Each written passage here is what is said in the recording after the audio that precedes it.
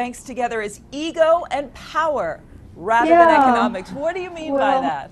Well, I think actually the context of that quote was what all this acquisition activity that occurred prior to the crisis and growing these institutions. And I think, yeah, sometimes the acquisitions were not based on what made economic sense, but just building, you know, a bigger financial institution. And each time those acquisitions occur, there's another round of bonuses and pay increases. And the bigger the institution, the bigger your pay package.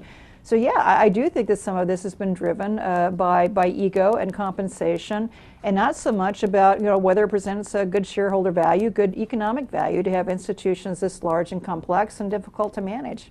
Let me ask you about the worst case scenario. There's an institution, it's failing, it has to be wound down. The FDIC now has a resolution authority. That's supposed to give regulators the tools to do that worst case scenario.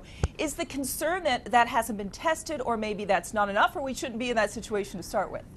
Well, I think there's still market skepticism about whether the regulators will have the will to use it. And I think, you know, the FDIC, the Fed, the Treasury all need to speak vocally, continually, that those tools will be used, that too big to fail is over.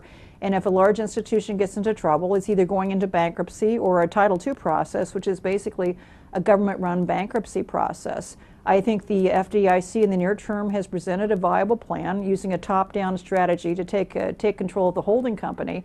That would work if we had a near-term failure. I don't think that's going to happen. I don't see any failures in the near term.